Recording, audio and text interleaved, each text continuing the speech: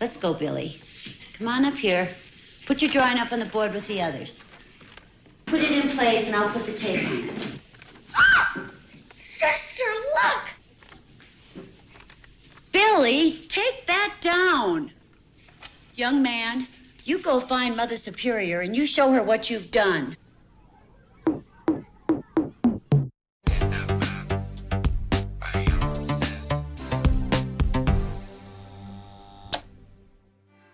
G'day there, my name's Chris. And I'm Nathan. And this is CinemaBiosis, the show where we examine a movie and its strange and oftentimes baffling connections to other media. And today we're talking about Silent Night, Deadly Night 4, Initiation, which from the title alone is obviously an award-winning drama, right? Yeah, for sure.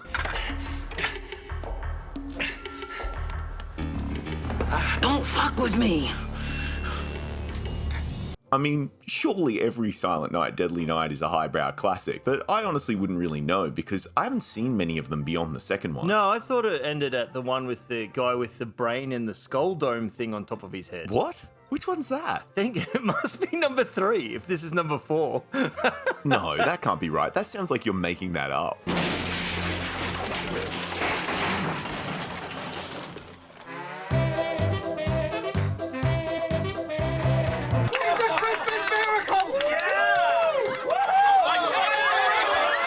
The fact that we don't know is really telling you something, hey. We're both massive B-movie and horror nerds, and we don't know much about this series at all. It's probably because, for the most part, they're pretty unremarkable. I mean, they do have some classic scenes every now and then, but maybe not for the right reasons. Yeah, definitely. It's not because they're great. Garbage day! Huh? No!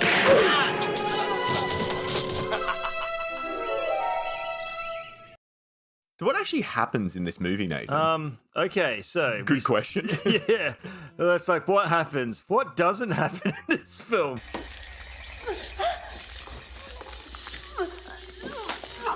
a huge bitch! If we go from the start, we start with a lady on fire jumping off a building and nearly landing on a homeless man. Ah, yes, played by the wonderful Clint Howard, who, you know, he's the kind of guy you go to when you want a really subtle performance, hey? He's just fantastic. Yeah, he's awesome. Hiya, honey.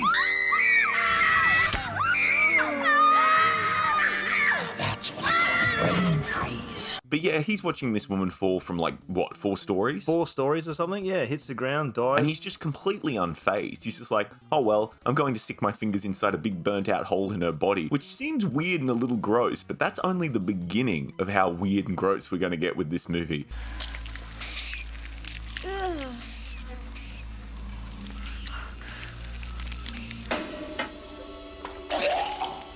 Anyway, we cut to a couple in bed in like a motel, and the chick's more interested in the story on the news than the guy. Yeah, she sees it's about a woman who's fallen from a roof on fire, and she's just like immediately distracted. It's like gets to the point where he just turns the TV off. But it kind of makes sense because the news report has sparked an idea in her head. What is it, Nate? She goes like, oh, I want to do a story on that spontaneous combustion. I'm like, what? There was no volume, no nothing. You're in the throes of passion, apparently, and you got more out of that news story than what I did in the 2 seconds it was on the screen. And we saw the event happen, so we had context. Yeah, we saw it. And then she just keeps talking about spontaneous combustion. I'm like, at what point did someone say she spontaneously combusted? Why could you just be set on fire and thrown off a roof? Like, look, maybe she's just a massive fan of the Tobe Hooper film.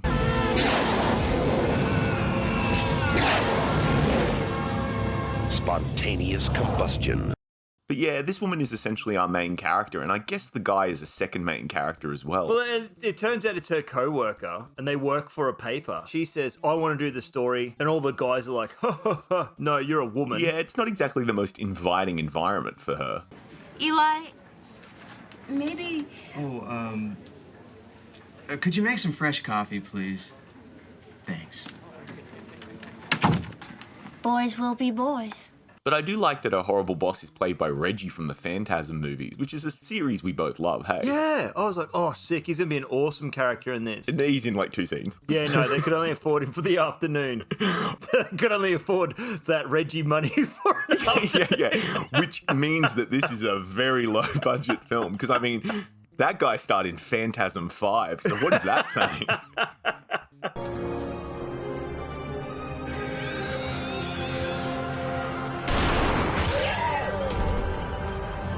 Look, she does have a friend at work who is a little more encouraging of her, so she does end up deciding to pursue the story, even if the rest of her co-workers aren't so supportive. She starts investigating and ends up in a bookstore near the scene of this alleged spontaneous combustion.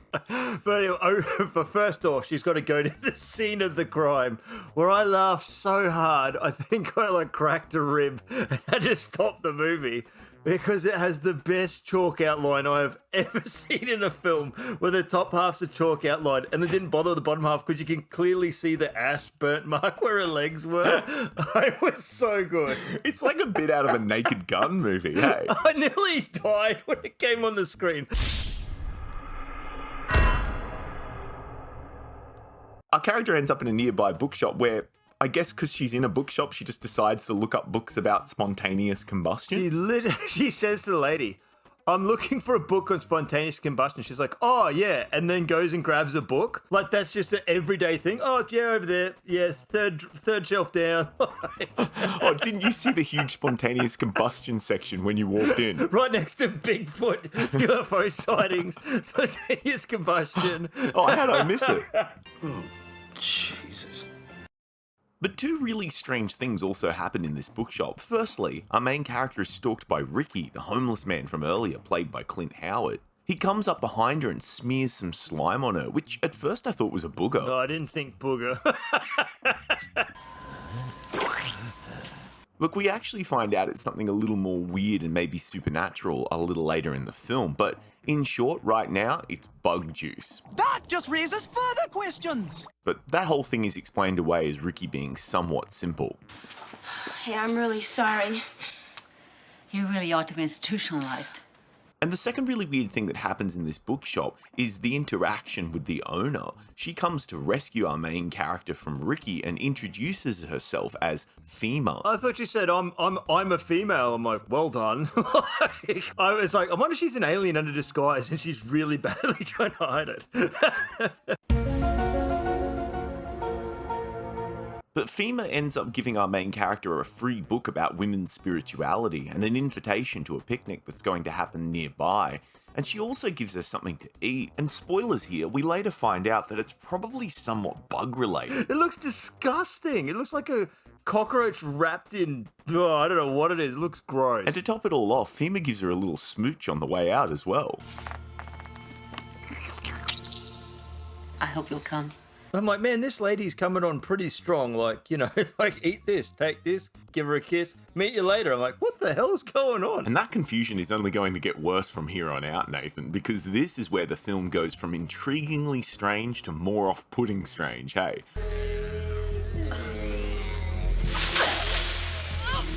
Our main character realizes her book that she's been given by Fema is filled with some mysterious symbols related to women, and we actually see these symbols all over the place throughout the rest of the movie.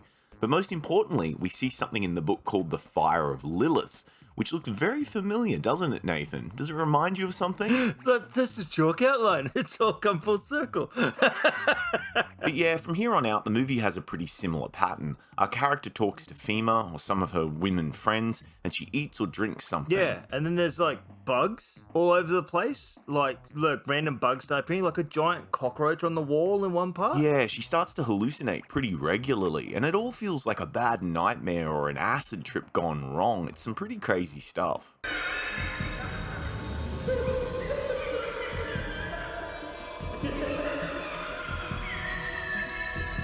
Brilliant. I have absolutely no idea what's going on. So from here we learn some interesting details. Apparently Fema and her friends knew the girl who fell from the roof on fire, and they kind of say some cryptic things about how she died. Yeah, and they're like, oh, she wasn't strong enough. What do you think could have possibly caused something like that? She wasn't strong enough. You knew her? No.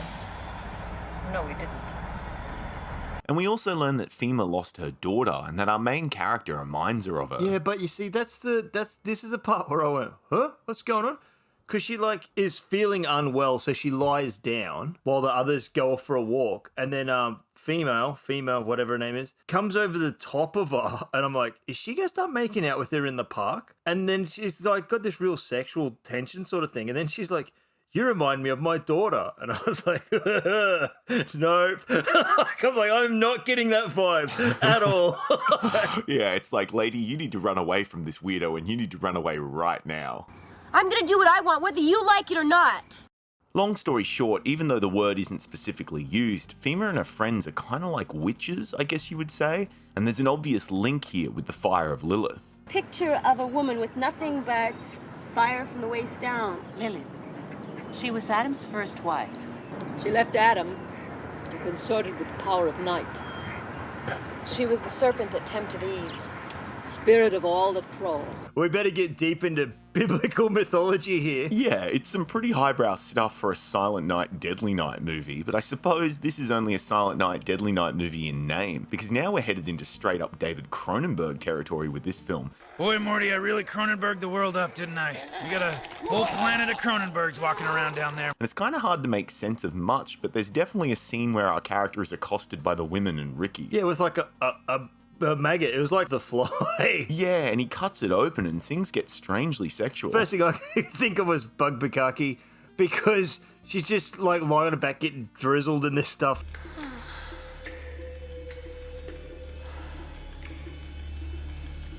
Honestly, when it comes to weirdly sexual stuff in this movie, this scene isn't even the worst of it. Like, there's a bit later on where our main character is abducted and she ends up in a meat locker, and that's way more horrifying, that whole thing. Yeah, and she looks over and her boyfriend's corpse is hanging there by his nipples for some reason. I've got that on a note, like, why are they hanging him by his nipples? Go back and look at it. It looks so weird. Hey, Nathan, don't kink shame. That's probably someone's thing out there. And look, from here, some really weird stuff happens. Like, this is honestly one of the strangest scenes I've seen in a movie recently. All the women that know Fema start coming out and chanting and doing all these rituals, and then Ricky appears with like a eyes wide shut mask on. And look, I didn't know I was ever going to see this in my life, but I have, so I guess I can strike it off my bucket list. But they all start oiling up Clint Howard, and the whole thing is just so weird. Didn't know I had to tick that one off. Oh. Yeah, I didn't know that was something I was ever going to see in my life. Yeah, I was like, thank God my family's not home right now while I'm watching this film. What's crazy is that isn't even the worst of it. Like, there's some way more weird and off-putting stuff in that scene. Like, that bit where she pretty much turns into a bug.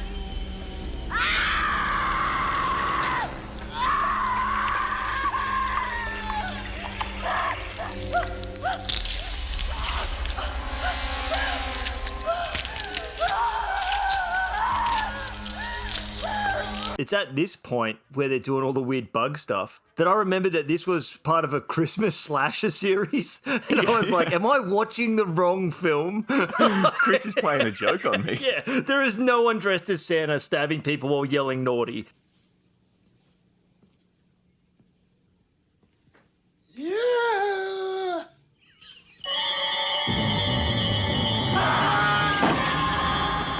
Oh, yeah, Nathan, you're right there. There's not much slashing going on in this movie, but we do have a great scene where Ricky abducts our main character and kills her boyfriend, and we learn that he's not really as dumb as people say. Yeah, he's just like a sort of like a minion sort of thing for these ladies.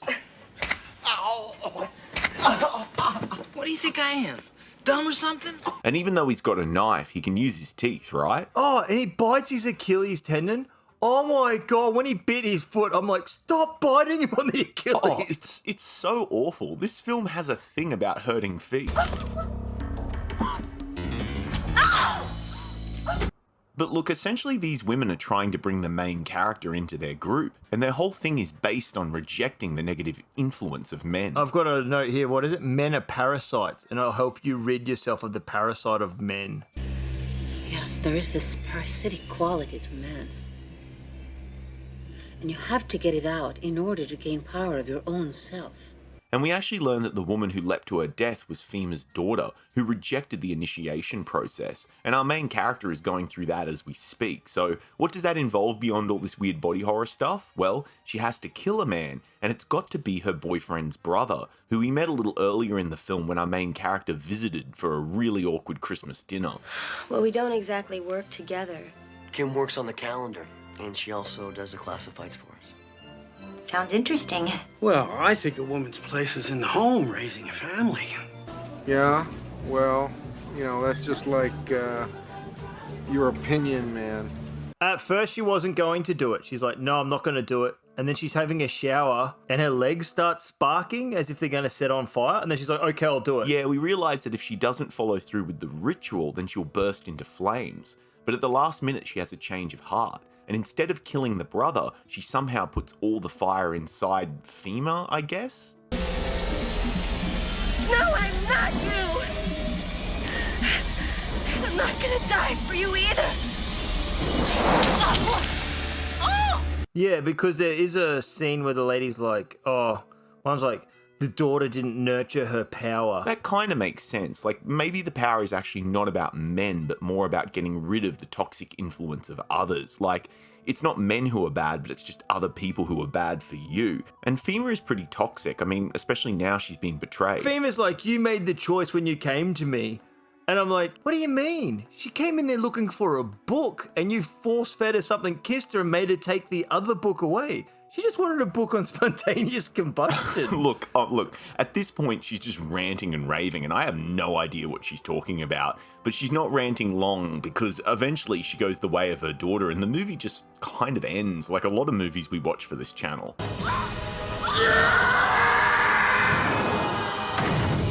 Honestly, we've barely scratched the surface on this film. There's just so much going on. It's the kind of movie you don't watch, but you just experience, hey? You have been initiated. You go. Now. So look, obviously this movie is meant to be a sequel to Silent Night, Deadly Night 1, 2, and 3. But they're very different, aren't they, Nathan? Well, yeah, because they're about Christmas and a guy dressed up as Santa killing people after being traumatized.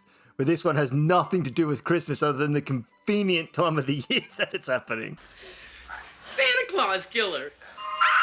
Hey, look, let's not be too hard on this movie. I mean, the Silent Night, Deadly Night series isn't known for quality. The first one I ever saw, and you and I watched it together, was Silent Night, Deadly Night 2, which is one of the best bang for your buck movies ever, because you really get two movies in one, don't you? You can basically watch the second one, and you're watching the first one and the second one together. Because half of it is just all the good bits of the first one. Hey, but the first movie doesn't feature all the amazing eyebrow acting of the star of Silent Night, Deadly Night 2.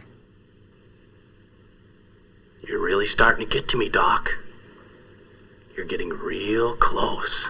But it's kind of apt the series has already mashed up films to create an entry before, because in many ways this movie, Silent Night, Deadly Night 4, is the same. Because this film was directed by Brian Yuzna, who's made a ton of horror films featuring body horror, including the fantastic Bride of RE-ANIMATOR.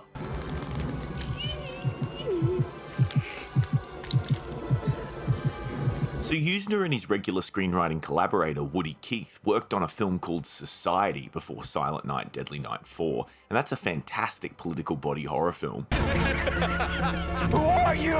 Let me give you a hand, Bill. And according to a lot of sources online, the script for this movie, Silent Night, Deadly Night 4, was born from a bunch of unused ideas left over from Society. Yeah, okay. That kind of makes sense. Yeah, kind of makes sense. That's actually something you could say about this movie in total. It kind of makes sense.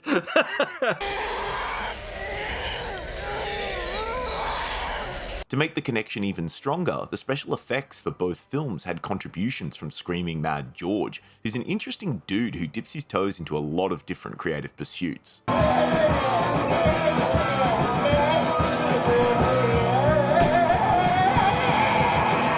Well, all the body horror stuff, that makes sense, but I'm running under the suspicion here that they didn't write the script with Silent Night, Deadly Night 4 at the top of it. Like, this was not meant to be a Christmas film. Well, interestingly, sometimes it's not sold as Silent Night, Deadly Night 4 Initiation, but rather Initiation, Silent Night, Deadly Night 4. And in some regions, it doesn't even include any allusion to the series, and it's just called Bugs. Bugs?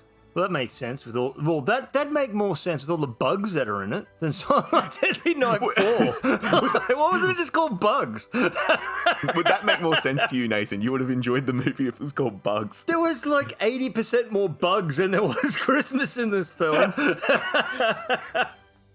So, Nathan, would you recommend this movie? Funnily enough, the whole time I was confused, had no idea what was going on, had to keep reminding myself that it's meant to be a Silent Night, Deadly Night film. But I'd actually recommend it. But watch it with a couple of people so you can all throw out theories on what the hell's going on. Would you recommend it? Look, it's a little rough around the edges. It's pretty disgusting and sometimes just gratuitously over the top. So, yep. Absolutely. People are going to judge me, but I love this weird, messed up body horror stuff. Oh my God! Oh, no. Oh, you get away from me, you sick, sick, sick